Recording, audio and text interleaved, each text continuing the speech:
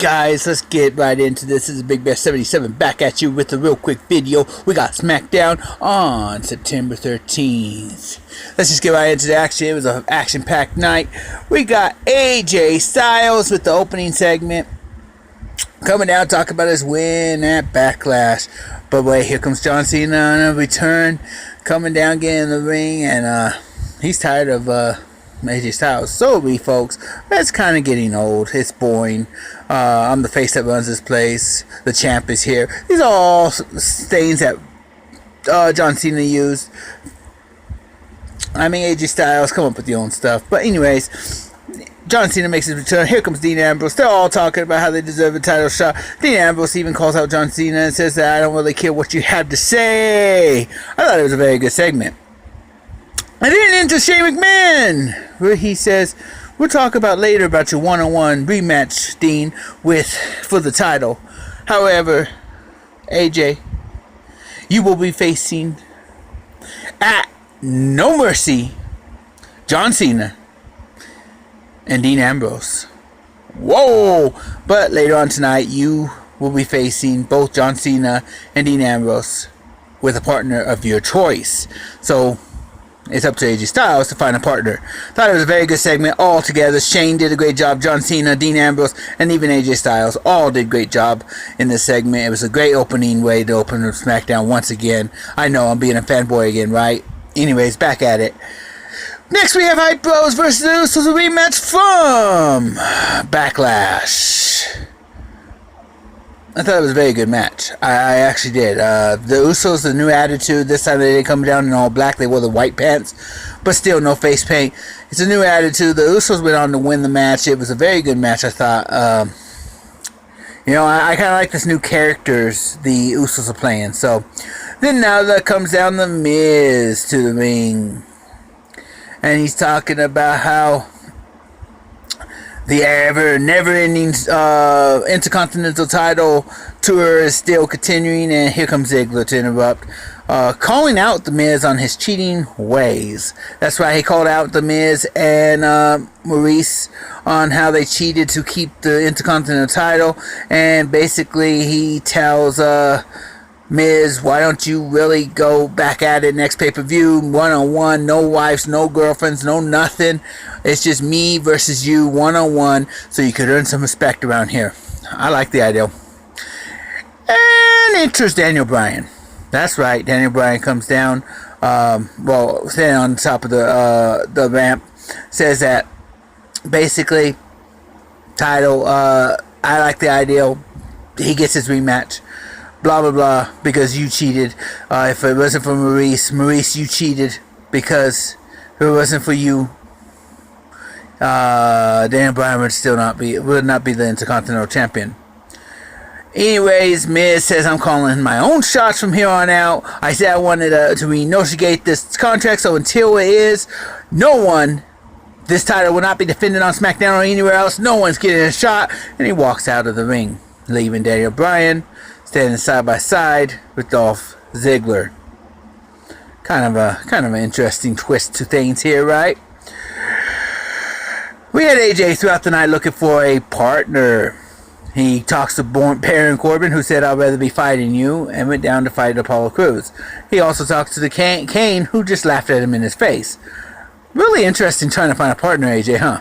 Anyways, we had Baron Corbin versus Apollo Crews. It was really a no contest because Baron Corbin attacks Apollo Crews before he even gets before the bell.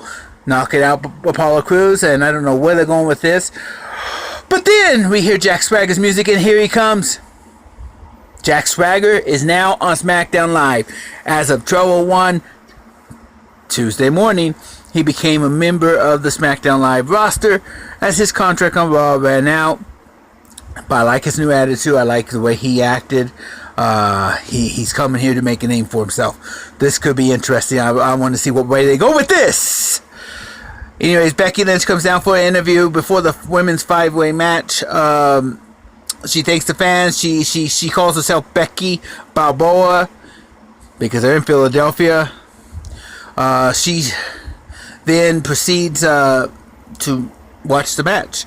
Naomi versus Natty versus Alexa Bliss versus Carmella versus Nikki. It was a very good match showing off the women of SmackDown, and I loved it. Winner gets a title shot, and because even Becky said I would take on all newcomers, all challengers. And the person who wins was a shocker. You know, Carmella being last with Becky in the six-pack was shocker, but this one became another shocker because Alexa Bliss wins the match and she gets a shot against Becky Lynch for that title. Could Harley Quinn,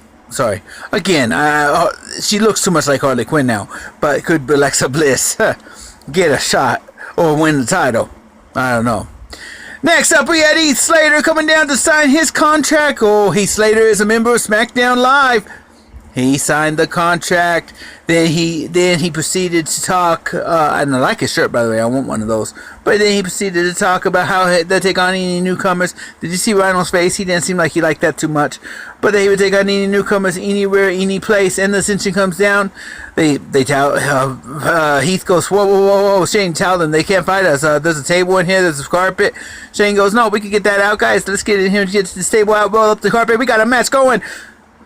Heath and Rhino versus Ascension, and if it wasn't for Rhino, the titles may have been lost. But Rhino saves the day and gores. And the Ascension fall to Heath and Rhino. So the first title defense is successful. Next up, we have Orton. He comes down. He calls out Bray Wyatt because Bray Wyatt attacked him at Backlash, and there was never a match between Randy Orton and Bray Wyatt, even though we wanted it, even though that WrestleCrate sent out the shirts. The match never happened. He calls him out. The lights go out. Well, Bray comes on the screen first, talks. Blah, blah, blah, blah. Lights go out. Bray's down at the ringside. He's staring at him. Takes off his jacket. Takes off his hat.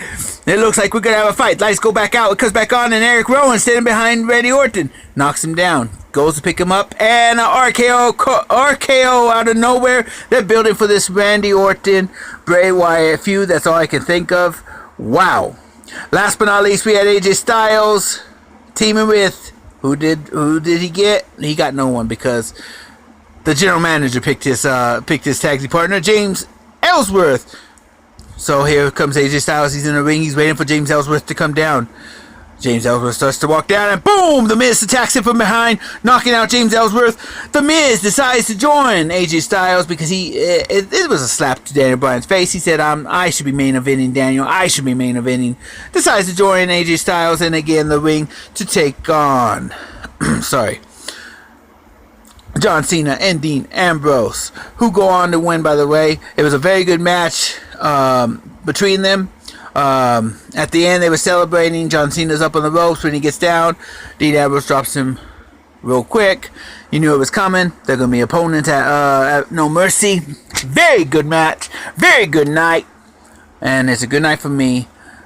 Tomorrow should be a couple reviews coming, because I'm going to do a Cruiserweight Finals. Cruiserweight Classic Finals and NXT tomorrow. But for now, you got your Raw review, you got your SmackDown review. They were good nights, and it's a good night for me. Have a good night. Peace.